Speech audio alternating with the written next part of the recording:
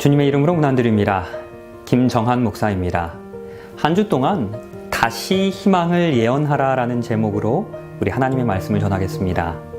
물난리, 불난리, 그리고 병난리로 참으로 어둡고 힘든 이 세상 가운데서 우리 하나님의 말씀을 통해서 희망을 함께 찾게 되시기를 소원합니다. 오늘 첫째 날의 주제는 예언된 희망의 신세계 질서입니다. 코로나와 신세계 질서. 이는 포브스에서 9월 17일에 보도한 기사의 제목입니다.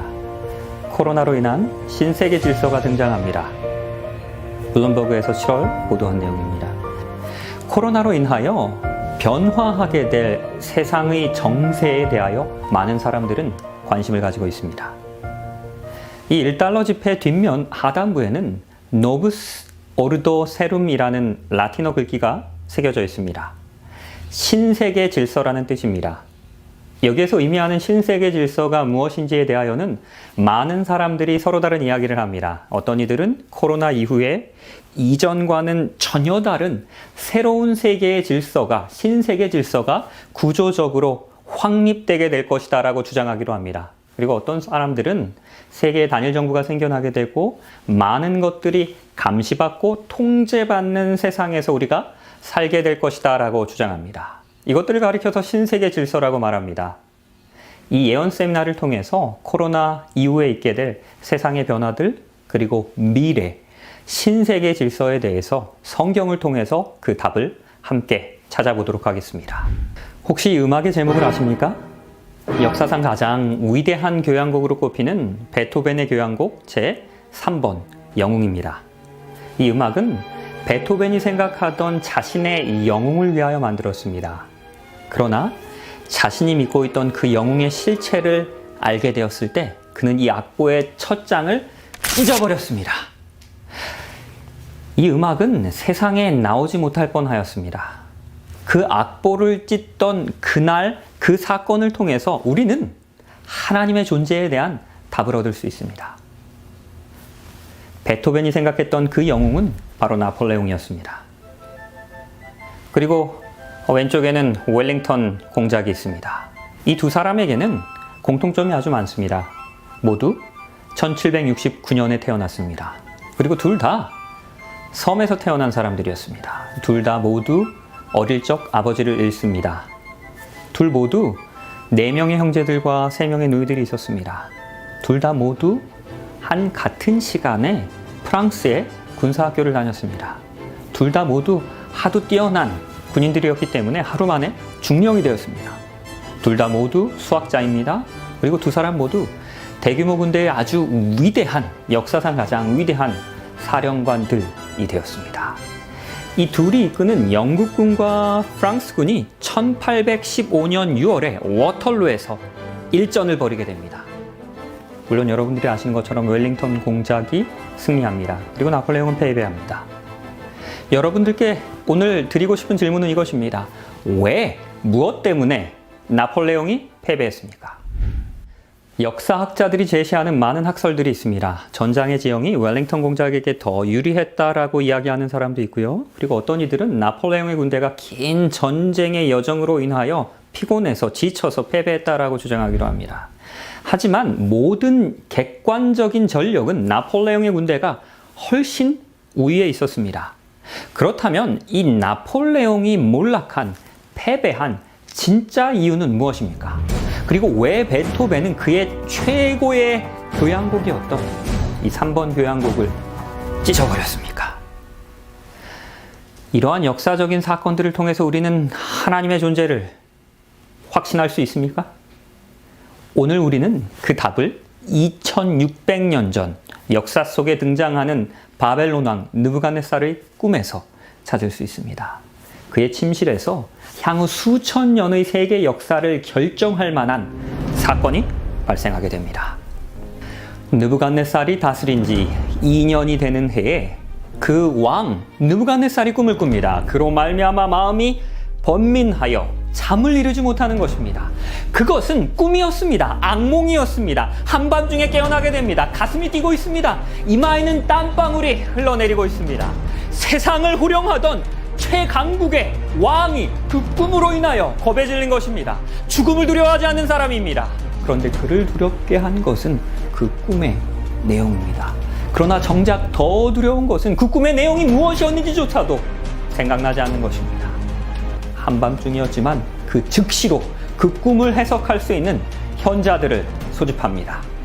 왕이 그의 꿈을 자기에게 알려주도록 박수와 술객과 점쟁이와 갈대아 술사를 부르라 말하매 그들이 들어와서 이제 왕의 앞에 서게 됩니다. 이들은 당시의 철학적, 종교적, 학문적 권위자들이었습니다. 박사들이었습니다.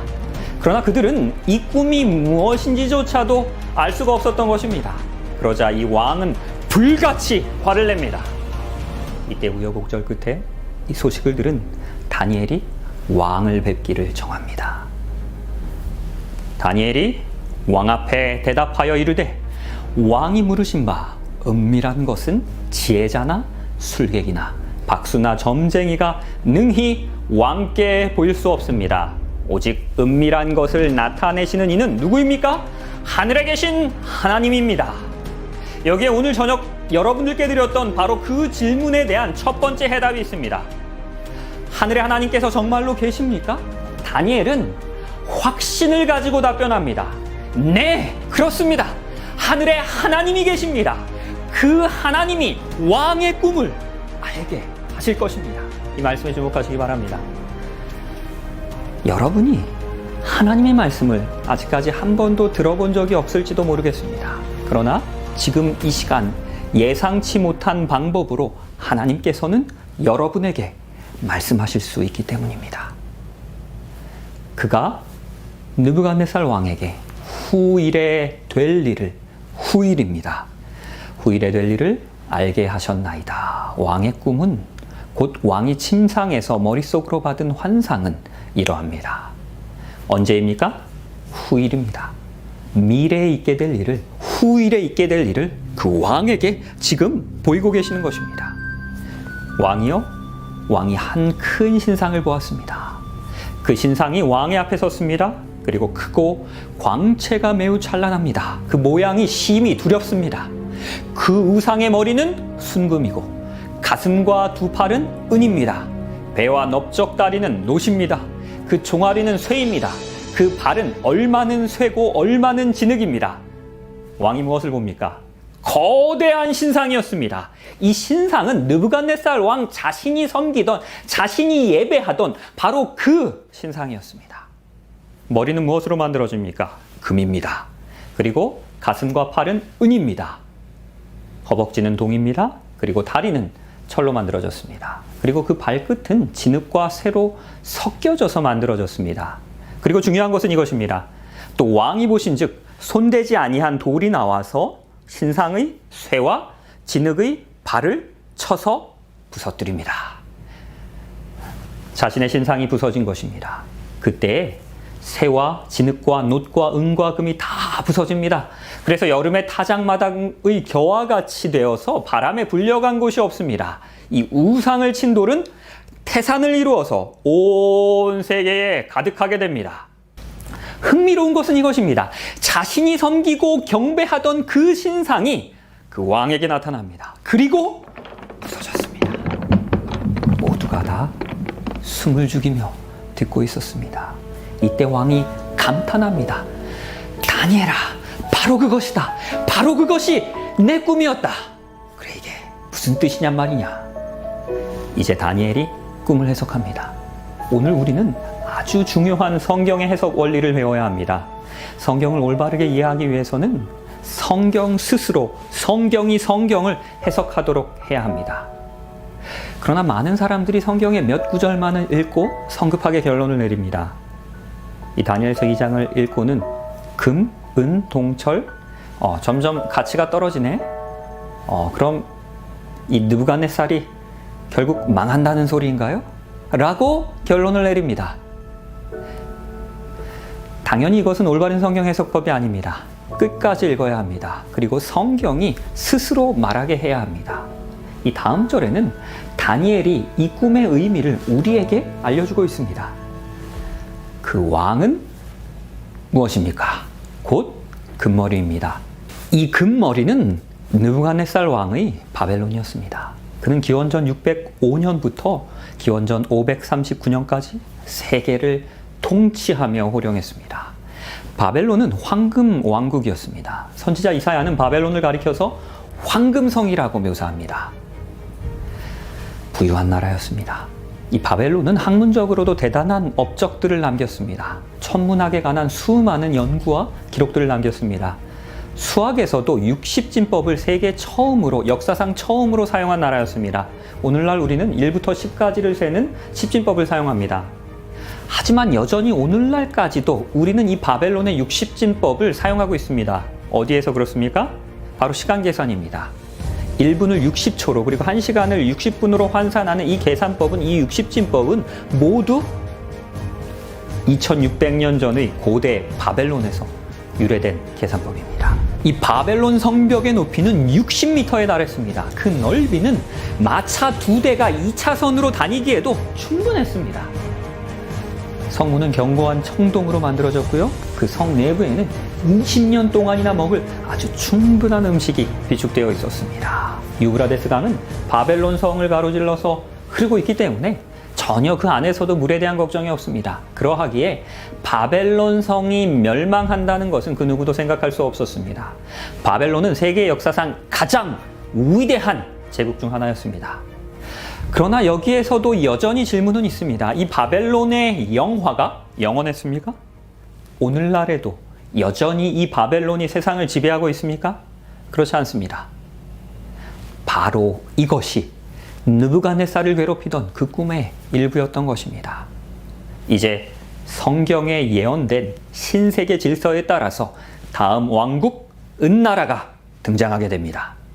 왕을 뒤이어 왕보다 못한 다른 나라가 일어날 것입니다. 금보다 못한 은나라가, 이 바벨론보다 열등한 나라가 바벨론을 정복한다는 것입니다. 기원전 539년에 고레스 대왕이 이끄는 페르시아의 대군이 바벨론 성을 점령하기 위하여 도착하였습니다. 그러나 너무 높은 그리고 견고한 성벽 앞에서 이들이 할 수 있는 것이 아무것도 없었습니다. 이때 고레스 왕은 바벨론을 공략할 방법을 찾아냈습니다. 바벨론 초기 역사에 기록되고 있는 전설적인 여왕 세미라미스는 뱃놀이를 무척 좋아했습니다. 그래서 그녀는 유브라데스 강 유역의 수로를 파서 물길을 돌립니다. 그리고 인공 호수를 만들고 그곳에서 뱃놀이를 즐겼습니다. 그리고 이 고레스 왕은 그 수로의 위치를 찾아낸 것입니다. 그리고 힘들이지 않고 단순히 그 수로의 문을 열어서 유브라데스 강물을, 그 흐름을 돌리는 것입니다. 이제 모든 강물이 그 호수로 배수되게 됩니다. 그리고 바벨론 성 안을 향하여 흐르던 유브라데스의 수로는 물길이 말라버렸습니다. 그리고 이제는 말라버린 그 강바닥을 따라서 페르시아 군대가 성 안으로 진군합니다. 선지자 이사야는 바벨론이 멸망하기 약 150년 전에 이 고레스라는 사람이 태어나기도 전에 그의 이름을 명시하며 그 고레스가 그 성을 무너뜨릴 것이다 라고 예언합니다. 그리고 실제로 바벨론보다는 국력으로 훨씬 더 뒤떨어졌던, 열등했던 은나라 페르시아의 고레스가 황금제국인 그 바벨론을 정복합니다. 이 성경의 예언은 정확하게 이루어졌습니다. 이 고레스의 바벨론 정복을 BC 6세기에 기록한 것으로 추정하는 이 원통 실린더가 1879년 바벨론의 폐허에서 발굴되어서 현재 대영박물관에 보관되고 있습니다. 이 역사적 실린더는 다음과 같이 증언합니다.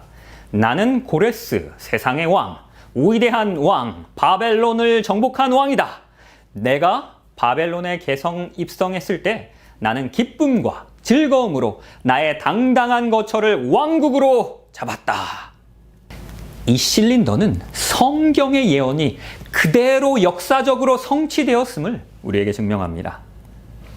이 고레스가 이끄는 메데 페르시아의 연합군은 마치 팔짱을 낀 신상처럼 두 팔이 하나로 모아지지만 한쪽 팔이 다른 쪽 팔보다 위에 있습니다. 그리고 이 팔이 내려가게 됩니다. 무슨 뜻입니까?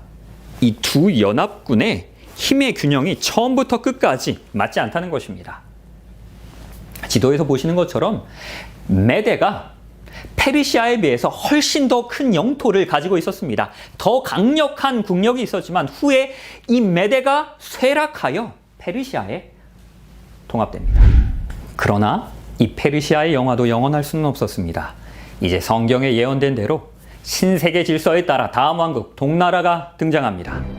셋째로 또 롯 같은 나라가 일어나서 온 세계를 다스립니다. AD 331년에 아벨라 전투에서 페르시아는 알렉산더 대왕이 이끄는 그 그리스에 의하여 정복됩니다. 이 알렉산더는 31살에 4년 만에 200만 평방마일이나 되는 거의 모든 세계를 정복합니다. 믿을 수 없는 속도로 세계를 정복합니다. 신세계의 질서를 세우는 것입니다. 그는 인도 해안까지 계속해서 밀어붙였습니다. 그리고 역사는 알렉산더가 그곳에서 그 인도양을 보면서 그 대양을 보면서 더 이상 정복할 땅이 없는 것을 보며 슬피 흐느껴 울었다라고 기록하고 있습니다. 이제 인도 정복을 마치고 다시 돌아오던 어느 날 그는 고대 도시 바벨론의 폐허에 진을 칩니다. 그리고 그날 밤 그의 장군들과 밤새도록 술을 마십니다. 그리고 갑자기 요절합니다. 이 알렉산더 대왕의 그리스 역시도 영원할 수는 없었습니다. 그리고 성경에 예언된 신세계 질서에 따라서 그 다음 나라, 철나라가 이제 등장합니다. 넷째 나라는 강하기가 새와 같습니다. 쇠는 모든 물건을 부서뜨립니다. 이기는 것입니다. 쇠가 모든 것을 부수는 것 같이 그 나라가 문나라를 부서뜨리고 찌을 것입니다. BC 168년 피드나 전투에서 그리스를 정복한 나라가 어디입니까? 예수 그리스도께서 태어나셨을 때 고대 세계를 지배했던 나라가 어디입니까? 바로 로마입니다. 로마는 잘 훈련된 강한 군대, 철의 군대를 가지고 있었습니다. 이는 예수 그리스도를 십자가에 못 박은 그 군대이며 그 제국입니다. 오늘날 우리의 많은 법적, 정치적 구조를 만들어낸 그 질서를 세운 바로 그 제국이었습니다. 로마인들은 호전적이었습니다. 진취적이었습니다. 모험을 두려워하지 않았습니다. 오늘날까지도 많은 사람이 이렇게 이야기합니다. 그리스인처럼 꿈꾸고 유대인처럼 생각하고 로마인처럼 행동하라. 많은 것들을 행동하며 이루어낸 나라가 바로 로마입니다.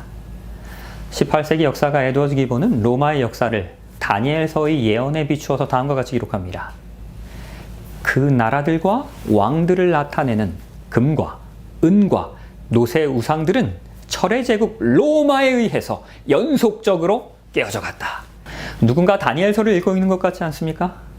인간적인 관점에서 그 바벨론 시대에 살았던 그 히브리인 다니엘이 수백 년 후에 일어나게 될 세계 제국의 흥망성쇠를 어떻게 알 수 있었습니까? 우리는 오늘날의 과학으로 다음날의 날씨조차도 예측하는 것이 쉽지가 않습니다. 슈퍼컴퓨터를 가지고도 기상청에서 종종 자주 오보를 내기도 합니다. 그러나 바벨론, 메데페르시아, 그리스, 로마의 예언은, 이 금신상의 예언은 한치의 오차도 없이 정확하게 성취되었습니다. 하나님께서 이 세상의 역사를 주관하신다는 것입니다. 그러하기에 이 인류를 향한 하나님의 위대한 계획이 있기에 우리는 희망이 있는 것입니다. 이제는 예언된 대로 이 철나라 로마 제국의 역사가 맞춰지는 것입니다. 왕께서 그 발과 발가락이 얼마는 토기장이 진흙이요 얼마는 쇠인 것을 보셨습니다. 이제는 그 나라가 나눌 것이며 왕께서 쇠와 진흙이 섞인 것을 보셨은즉 그 나라가 쇠같이 든든함이 있을 것이나. 이 예언에서 흥미로운 사실은 이 철이 다른 금속으로 완전히 대체되는 것이 아닙니다. 섞여서 나뉘어진다는 것입니다. 이 예언의 말씀 그대로 로마는 멸망하지 않았습니다. 스스로 분열되었습니다. 스칸디나비아 반도 남부와 발트해 연안에서 출발한 게르만 민족의 이동은 인구 증가에 따른 식량난을 해소하기 위한 것이었습니다. 바로 이것이 로마 제국의 붕괴의 최초 원인이었습니다. 이것은 200년 동안 아주 서서히 이루어지게 됩니다. 그러다가 중앙아시아의 유목민족인 훈족, 흉노족이라고도 하죠. 그 흉노족이 서쪽으로 이동하면서 동쪽에 있었던 그 동게르만 민족을 위협합니다. 그러자 이들은 도나우강을 건넙니다. 그리고 로마 제국으로 이동하기 시작합니다. 민족의 대이동이 시작된 것이었습니다. AD 476년에 이 게르만 민족의 대이동으로 말미암아 로마 제국은 붕괴됩니다. 그리고 10개의 부족 국가로 분열되게 됩니다. 그 결과로 분열된 로마는 오늘날의 유럽을 구성하게 되었습니다. 그 발가락이 얼마는 세요, 얼마는 진흙인즉 그 나라가 얼마는 든든하고 얼마는 부서질 것입니다. 여기서 한 가지 질문을 드립니다. 발가락이 몇 개입니까? 10개입니다. 서기 476년에 로마 제국이 분열되었을 때 이 발가락이 10개인 것처럼 10개의 부족국가로 분열됩니다. 후에 영국이 되는 앵글로색슨족, 그리고 독일이 되는 알레마니, 스위스가 되는 부르근디, 프랑스가 되는 프랭크, 그리고 포르투갈이 되는 수에비, 스페인이 되는 서고트, 이탈리아가 되는 롬바르드, 그리고 돈코트와 헤룰리 반달, 이 세 부족은 후에 멸망하여 역사의 무대 속에서 사라지게 됩니다. 이 2600여 년 전에 이 느부갓네살 왕의 꿈이 세계 역사의 흐름을, 그리고 신세계 질서를 결정하였습니다. 누가 전쟁에서 이길지, 누가 왕자에 앉게 될지, 누가 세계를 통합하게 될지를 결정한 것입니다. 그리고 이는 분명히 그 느부갓네살에게 그 꿈을 주셨던 그 하나님께서 이 세상의 역사를 주관하고 계신다는 것입니다. 다니엘서 2장 43절입니다. 왕께서 새와 진흙이 섞인 것을 보셨은즉 그들이 다른 민족과 서로 섞일 것이나 그들이 피차에 합하지 아니함이 새와 진흙이 합하지 아니함과 같으리이다. 이제 이 서로마 제국은 분열됩니다. 그리고 다시 합하려고 서로 시도합니다. 그러나 그 누구도 다시 합할 수 없을 것입니다. 그 누구도 다시 유럽을 하나로 통일하는 신세계 질서를 세우지 못할 것입니다. 이에 대하여 유럽의 역사를 함께 살펴보도록 하시겠습니다. 혹시 이 빅토리아 여왕의 별명이 무엇인지 아십니까? 유럽의 할머니입니다. 혹시 왜 그런지 아십니까? 이 빅토리아는 혼인동맹을 통해서 유럽을 하나로 통일하려고 했기 때문입니다. 자녀들을 다른 나라의 왕실들과 혼인하게 합니다.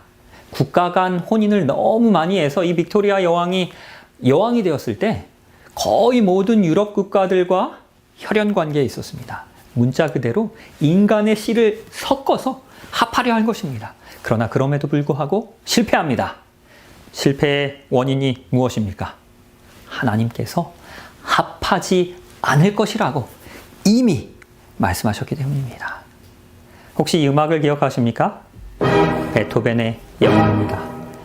베토벤의 제자였던 리스가 전하는 바에 의하면 이 베토벤은 처음에 나폴레옹을 유럽의 자유를 가져다 줄 민중들을 해방시킬 영웅으로 생각합니다. 그리고 이 곡을 작곡하였습니다.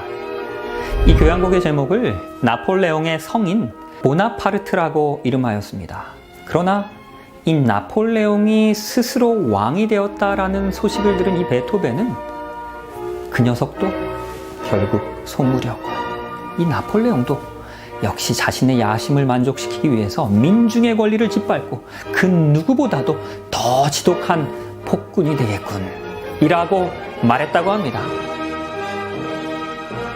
그 후에 그는 이 교향곡의 제목을 보나파르트 대신에 영웅이라는 뜻인 에로이카로 바꾸었습니다. 그 찢어진 표지의 사본이 여전히 비엔나의 박물관에 남아 있습니다. 이 베토벤의 생각은 성경의 생각과 일치했습니다. 하나님께서는 이 네 번째 나라 로마 이후로 이 세상이 통합되지 않을 것이다 라고 분명히 말씀하셨습니다.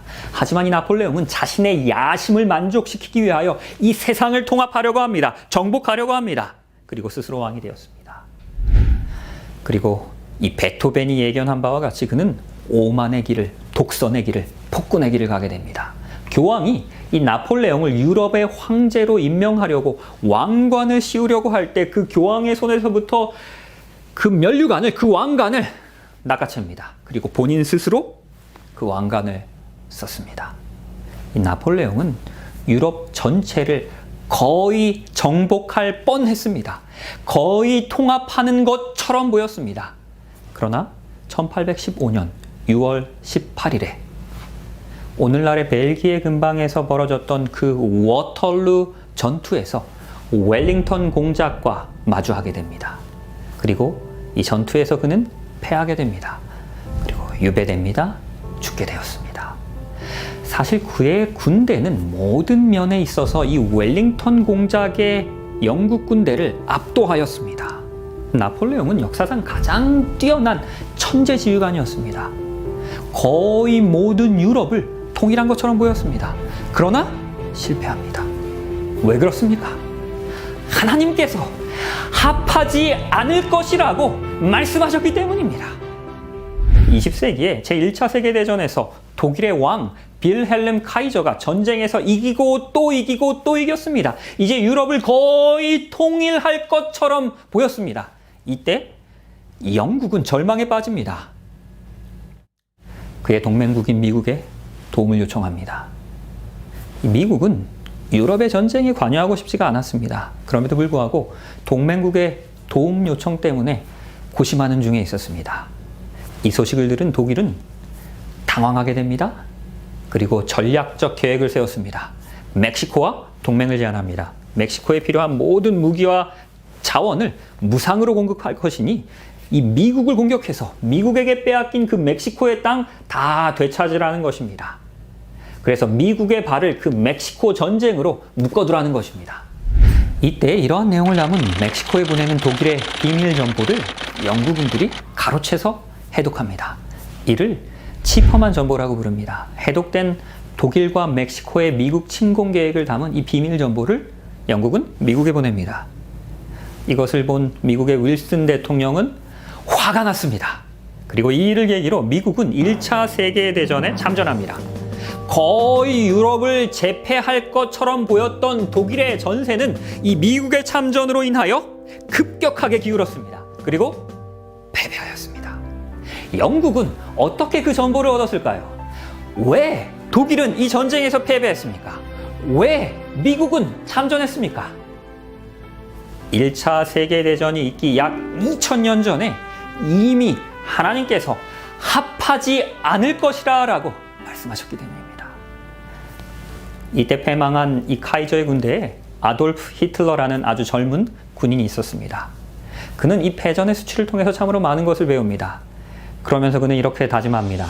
나는 반드시 그 나폴레옹이 시작한 일을 끝내고 1000년 동안 지속될 제국을 건설할 것이다 라고 다짐하였습니다. 그리고 유럽을 제패하겠다는 그의 꿈은 이루어져 가는 것처럼 보였습니다. 1941년 3월에 있었던 그의 연설입니다. 우리는 하나님께 그 어떠한 도움도 필요하지 않습니다. 하나님이 우리를 그냥 내버려 두시는 것 외에는 어떤 것도 필요 없습니다. 하나님 없이 우리는 우리의 총으로 우리 자신의 전쟁에 맞서 싸우기를 원합니다. 우리는 하나님의 도움 없이 승리를 얻을 것입니다. 그는 이러한 일들이 하나님의 뜻을 거역하는 것임을 알고 있었던 것처럼 보입니다. 히틀러는 2차 세계대전에서 유럽을 거의 정복할 것처럼 보였지만 결국 실패합니다. 왜 그렇습니까? 히틀러는 왜 실패했습니까? 하나님께서 합하지 않을 것이라고 분명히 말씀하셨기 때문입니다. 어떤 사람들은 서로마 제국이 다시 연합될 수 있다라는 그 증거로 유럽 연합을 이야기하기도 합니다. 그러나 일부 국가는 처음부터 아예 가입하지 않았습니다. 어떤 국가는 경제적 이유로 또 정치적 이유로 가입조차도 할 수 없었던 나라들도 있습니다. 유럽 연합은 부분적 경제 동맹입니다. 그러나 그마저도 브렉시트로 영국의 탈퇴로 무너져 가고 있습니다. 유럽 연합은 결코 성공될 수 없습니다. 하나님께서 합하지 않을 것이라고 분명히 말씀하셨기 때문입니다. 이 신상을 구성하고 있는 이 네 가지 물질인 금과 은과 동과 철 중에서 가장 무거운 것이 혹시 무엇인지 아십니까? 비중으로 무게를 계산할 때 금입니다. 금이 19.3입니다. 그리고 은은 10.5입니다. 동은 8.93입니다. 철은 7.86입니다. 이 머리인 금이 다리보다 2배 이상이나 무거운 것입니다. 머리가 무거우면 어떻게 됩니까? 넘어질 수밖에 없는 것입니다. 부서질 수밖에 없는 것입니다. 이것이 세상의 역사입니다. 멸망할 수밖에 없는 세상의 역사를 이 금신상을 통해서 우리에게 보여주시는 것입니다. 바벨론의 영화도 영원할 수 없었습니다. 페르시아도 사라졌습니다. 그리스도, 로마의 영광도 모두 사라졌습니다. 이 땅에는 영원한 것이 없는 것입니다. 그러하기에 이 땅에서는 우리가 희망을 발견할 수 없는 것입니다. 그러나 이 다니엘서 2장의 끝은 돌나라로, 희망의 나라로, 영원한 나라로 예수 그리스도의 재림으로 맞춰지게 됩니다. 이 여러 왕들의 시대에 하늘의 하나님이 한 나라를 세우십니다. 이것은 영원히 망하지 않을 것입니다. 그 국권이 다른 백성에게 돌아가지도 않을 것입니다. 도리어 이 모든 나라를 쳐서 멸망시킬 것입니다. 그리고 영원히 서게 됩니다. 이 마지막 왕국이 오고 있습니다. 이 왕국은 이전과는 전혀 다른 새로운 왕국입니다. 영원한 나라입니다. 아픔이, 슬픔이, 눈물이 없는 완벽한 나라입니다. 바로 이것이 하나님께서 마지막으로 세우시는 나라입니다. 이 희망의 나라가 5번째 왕국입니다. 이 시간에는 여러분들께 제가 좀 예언을 하겠습니다. 10분 후에 여러분이 계신 곳에서 비가 내릴 것입니다. 그리고 20분 후에는 토네이도가 올 것입니다. 그리고 30분 후에는 갑자기 눈이 내릴 것입니다. 그리고 40분 후에는 불이 날 것입니다. 라고 예언하겠습니다. 다들 저 목사님 좀 이상하다라고 생각하실 수도 있을 것입니다. 채널을 이제는 좀 돌려야 되나라고 생각하실 수도 있습니다. 그런데요, 만약 실제로 10분 후에 여러분이 계신 곳에서 비가 내렸다라고 가정을 하겠습니다. 그럼 여러분들이 하시던 일을 멈추고 TV 앞으로, 그리고 컴퓨터 앞으로, 스마트폰 앞으로 조금 더 가까이 다가서서 앉으실 것입니다. 그리고 볼륨을 높이실 것입니다. 그리고요, 이제 19분이 지나고 20분이 되면 창밖을 응시하기 시작할 것입니다. 그리고 실제로 토네이도가 왔다라고 생각해 보시기 바랍니다. 그럼 여기저기 전화를 하기 시작하실 것입니다. 저분 정말 대단한 목사님이 설교하고 계시다고. 그리고 30분이 되기를 기다립니다. 그리고 30분이 될 때 정말로 밖에서 눈이 내리는지 안 내리는지 궁금해 하실 것입니다.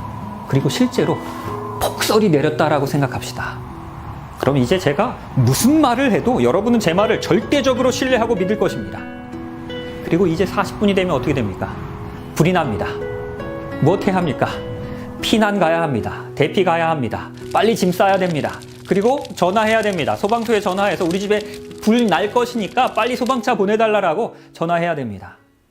바로 이것이 하나님께서 우리에게 예언을 주신 이유입니다.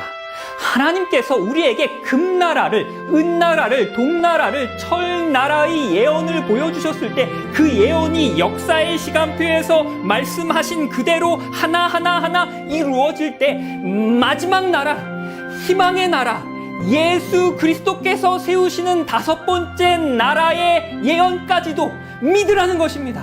확신을 가지라는 것입니다. 하나님께서 이 마지막 나라로 이 세상의 역사를 마치실 것입니다. 그 나라는 영원히 망하지 않는 나라입니다.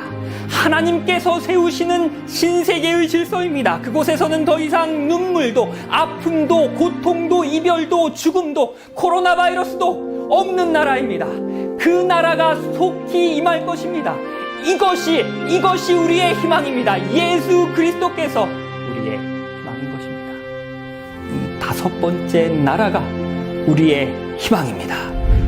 프란츠 하젤은 2차 세계대전의 40세의 나이로 나치의 독일군에 강제로 징집되게 됩니다.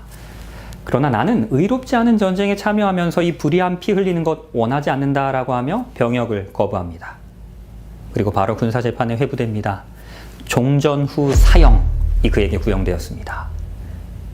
부대에 강제로 착출되어 죽도록 일을 시키다가 전쟁이 끝나면 사형시키겠다는 것입니다. 그가 배속된 부대의 지휘관이 그에게 이렇게 이야기합니다. 내가 싸우지 않는다면 적군이 너에게 어떻게 하는지를 내가 직접 보여주겠다라고 하면서 사파나를 쥐어줍니다. 그리고 600선봉 중대의 최선봉에 서게 합니다. 그리고 다리를 건설하고 참호를 구축하게 합니다. 이제 공병부대의 일원으로서 다른 어떤 군인들보다도 앞장서 가서 다리를 놓고 있었습니다. 그때 적진으로부터 소나기처럼 무수한 총탄이 쏟아지기 시작합니다. 그런데 신기한 것은, 기적이 일어난 것은 그 총알이 자꾸 하재를 피해가는 것입니다. 그의 동료 병사들도 분명히 총알이 하재를 피해가는 것을 목격합니다. 그리고 그 부대에서는 소문이 돌았습니다. 하나님께서 이 하재를 보호하신다는 것입니다. 죽기 싫으면 이 하젤의 주변으로 모이라는 것입니다. 그 총알이 피해갈 것이다라고. 한 번은 적의 공격으로 인해서 1200명의 부대원 거의 전원이 사망하였습니다. 그 중에 단 7명만 생존하게 됩니다. 그 중에서 2명만이 전혀 다치지 않았는데, 바로 그 중에 한 명이 사판자루 들고 가장 선봉에 서 있었던 바로 그 하젤이었습니다. 하나님의 말씀을 따라 생애할 때에 총알도 피해갑니다. 하나님의 말씀을 따라 우리가 생애할 때 죽을 수밖에 없는 우리의 운명이 생명의 운명으로, 살 수 있는 운명으로 바뀌게 될 것입니다. 이 소문을 들은 이 부대의 사령관이 하루는 하젤을 부릅니다. 그리고 하젤에게 묻습니다. 자네는 독일군이 이 전쟁에서 승리할 수 있을 것이다 라고 생각하는가? 라고 물었습니다. 하젤은 자신이 가지고 있던 성경을 꺼냅니다. 그리고 성경에 어디를 펼쳤겠습니까? 다니엘서 2장입니다. 바로 오늘 우리가 함께 살펴본 그 다니엘서 2장의 예언을, 바로 여러분들이 지금 들었던 그 다니엘서 2장의 예언을 그 사령관에게 설명합니다. 그리고 그 예언의 끝은 서로 섞이지 않는 진흙과 철들로 이루어진 그 발 부분까지 설명합니다. 그리고 바로 우리가 이 시대에, 이 역사의 끝에 살고 있습니다 라고 그는 이야기한 것입니다. 그러하기에 이 예언이, 우리 하나님의 말씀이 철과 진흙이 서로 섞이지 않을 것이다 라고 말씀하셨기 때문에 저는 이 나라가 이 전쟁에서 이길 수 없다고 확신합니다 라고 답변합니다. 사무실에 긴 침묵이 흐릅니다. 그리고 사령관은 그 하젤에게 그 성경을 하루만 빌려달라고 요청합니다. 그리고 다음날 아침에 다시 찾아와 달라고 이야기합니다. 다음날 아침 9시에 이 하젤은 그 지휘관의 사무실을 찾았습니다. 그때 알지 못하던 2명의 고위 장교가 그곳에 함께 서 있는 것을 보게 되었습니다. 그리고 하젤에게 그 성경을 다시 돌려줍니다. 그러면서 이야기합니다. 어제 나에게 말했던 것 세세하게 하나도 빠뜨리지 말고 모두 다시 여기 있는 분들에게 설명해 달라고 이야기했습니다. 하젤이 그 모든 것들을 다 설명하기를 마쳤을 때 이 사령관은 함께 서 있었던 2 사람을 소개합니다. 2 장교 모두 전쟁이 일어나서 징집되기 전에 저명한 역사학자들로 일한 사람들이었습니다. 그리고 이 역사학자들은 이 예언이 실제 역사로 그대로 성취되었음을 이 사령관에게 분명히 확인시켜 주었습니다. 그리고 하젤이 예언한 대로 6개월이 지난 후에 그 전쟁은 끝이 납니다. 독일은 패하게 되었습니다. 이제 그가 속한 그 부대는 러시아로부터 퇴각해서 수천 킬로미터 떨어진 고국으로, 독일로 돌아가야 합니다. 하젤로부터 성경 예언을 배웠던 그 지휘관은 남몰래 가능한 모든 연료를 절약하고 식량과 물자들을 비축해 놓았습니다. 그는 그 성서의 예언을 배운 후에 독일이 자신의 부대가 이 전쟁에서 패할 것이라는 것을 분명히 알고 있었습니다. 그리고 고국으로 귀환하기 위해서 연료와 식량들을, 그 물자들을 준비한 것입니다. 그 지휘관의 그 믿음 때문에, 그 하젤의 예언 해석 때문에, 그 다니엘서 2장 때문에 그의 부대원들은 무사하게 자신들의 고국까지 철수를 마칠 수 있었습니다. 이제 말씀을 마치면서 다시 2600년 전의 바벨론 왕궁으로 돌아가기 원합니다. 너희 하나님은 참으로 모든 신들의 신이시요 모든 왕의 주제시로다.